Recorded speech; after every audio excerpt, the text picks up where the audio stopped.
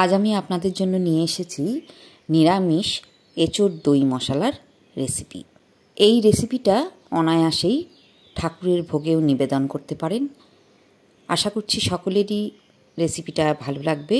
তো পুরো ভিডিওটা দেখার জন্য অনুরোধ রইল। নমস্কার বন্ধুরা, তৃষ্ণার রান্নাঘরে আপনাদের সকলকে স্বাগত জানাই। প্রথমেই মশলাগুলো তৈরি করে নেব। এখানে আছে 1 ইঞ্চি টুকরো আদা, 4-5টা কাঁচা লঙ্কা আর 2টো মিডিয়াম সাইজের টমেটো। এগুলো পেস্ট করে নিতে হবে। এই ডিশটায় আছে 1 টেবিল চামচ গোটা ধনে, 1 টেবিল চামচ গোটা জিরে, 10-12টা গোলমরিচ, একটা বড় এলাচ, 2 টুকরো দারচিনি, 3টে ছোট এলাচ নিয়েছি, একটা স্টার অ্যানিস আর 4-5টা লবঙ্গ। এগুলো শুকনো কড়াইতে একটু হালকা করে ভেজে নিয়ে গুঁড়ো করে নেবেন। আর এই কাচের বাটিটায় দেখুন 5-6টা কাজু বাদাম আর 1 টেবিল চামচ চার মগজ আমি ভিজিয়ে রেখেছি। এগুলো পেস্ট করে নিতে হবে। প্রেশার কুকারে দেখুন এঁচোড় আছে আর আলু আছে। এঁচোড়গুলো আমি এরকম ডুমো ডুমো করে কেটে নিয়েছি আর আলুগুলোও একটু বড় বড় ডুমো ডুমো করে কেটে নিয়েছি। তারপরে এর মধ্যে দিয়ে দিলাম সামান্য লবণ আর একটু হলুদ। এখন 3টে সিটি দিয়ে ঠান্ডা হওয়া অবধি প্রেশারটা রেখে দিতে হবে।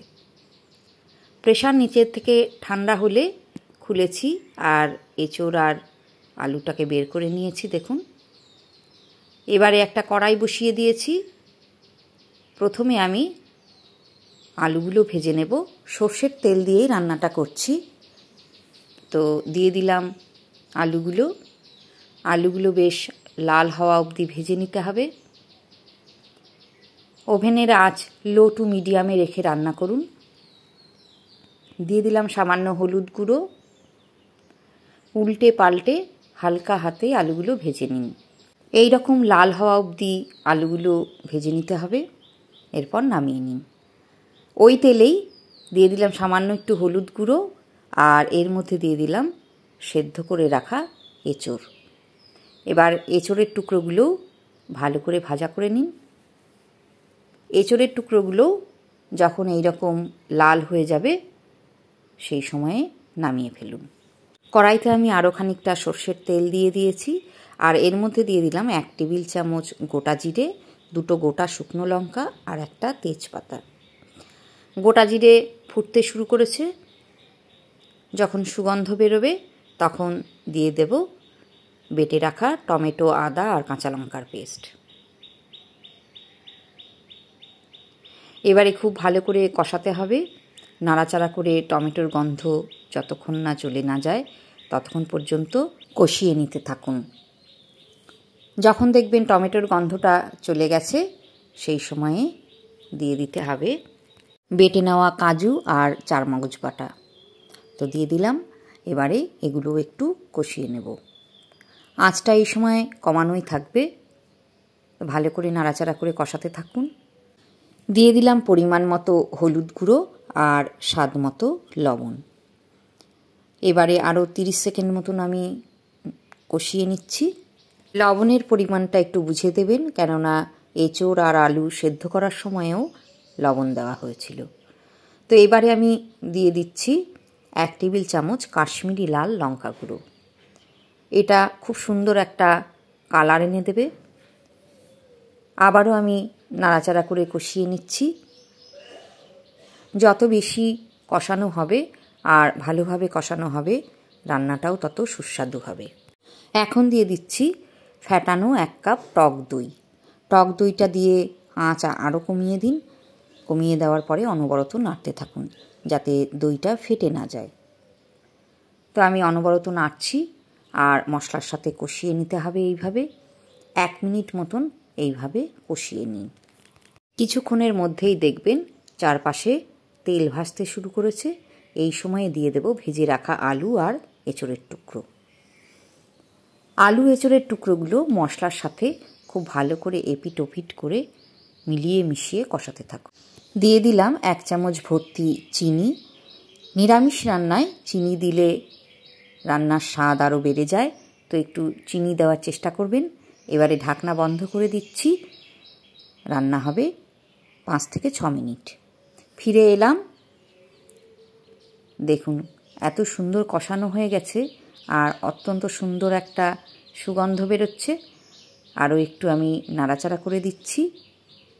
এবারে গ্রেভির জন্য জল দিয়ে দেব। হালকা গরম জল দেওয়ার চেষ্টা করবেন। এখানে ছোট 1 বাটি জল আমি দিয়ে দিলাম। মশলার সাথে ঝোলটা ভালোভাবে মিশিয়ে দিতে হবে। 4-5টা গোটা কাঁচা লঙ্কা ফ্লেভারের জন্য দিয়ে দিলাম। খুব ভালোভাবে মেশানো হয়ে গেলে আবারও ঢাকনা বন্ধ করে লো টু মিডিয়ামে রেখে 6 থেকে 7 মিনিট রান্না করে নিন। মিক্সি বাটিটা ধুয়ে আরও একটু জল আমি দিয়ে দিলাম। 6 থেকে 7 মিনিট আমি রান্না করে নিয়েছি। দেখুন কত সুন্দর হয়েছে। এবারে একবার ভালো করে নেড়ে দিন।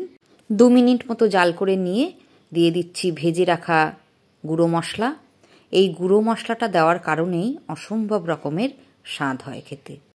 খুব ভালো করে গুঁড়ো মশলাটা ঝোলের সাথে মিশিয়ে দিচ্ছি। আরও একটু ঢাকনা খোলা অবস্থাতেই আমি জাল করে নেব। লবণটা একটু চেক করে দেখবেন। আমার লবণ একটু কম মনে হয়, সামান্য একটু লবণ দিয়ে দিলাম। এখন দিয়ে দিচ্ছি 2 চামচ গাওয়া ঘি। ঘিটাও অবশ্যই দেবেন। নিরামিষ তরকারিতে ঘি দিলেও খুব ভালো একটা স্বাদ আসে। তো খুব ভালো করে এবার মিলিয়ে মিশিয়ে নাড়িয়ে দিচ্ছি। নেড়ে দেওয়ার পরে ঢাকনা বন্ধ করে কম আঁচে এখন রান্না হবে 5 থেকে 6 মিনিট। 5-6 মিনিট পর ফিরে এলাম। দেখুন গ্রেভিটাও অনেকটাই ঘন হয়ে এসেছে আর এঁচোড়টা যে 80% সেদ্ধ হয়েছিল সেটা এখন একদম 100% সেদ্ধ হয়ে গেছে। একবার নিচ উপর করে নেড়ে দিন। গ্রেভির থিকনেসটা আমি দেখাচ্ছি। আপনারা এরকমও রাখতে পারেন অথবা আরও একটু জাল করে ঘন করে নিতে পারেন। আমার মনে হয় এটাই ঠিক আছে, কেননা ঠান্ডা হলে আরও একটু ঘন হয়ে যাবে। অসম্ভব সুন্দর খেতে হয়। পোলাও, ভাত, রুটি, পরোটা, নান যে কোনো কিছুর সঙ্গে পরিবেশন করবেন, খেতে অবশ্যই ভালো লাগবে। আর এছাড়াও ঠাকুরের ভোগেও নিবেদন করতে পারেন, যেহেতু সম্পূর্ণ নিরামিষ রান্না। তো আজকের ভিডিও কেমন লাগলো কমেন্টস করে আমাকে জানাবেন। আর ভিডিওটা যদি ইউটিউবে দেখে থাকেন আর যদি নতুন বন্ধু হন তাহলে প্লিজ সাবস্ক্রাইব করে নিন। ফেসবুক পেজে দেখলে ফলো করে আমার পাশে থাকবেন। আবারও দেখা হবে অন্য কোনো ভিডিওর মাধ্যমে। ভালো থাকবেন, সঙ্গে থাকবেন।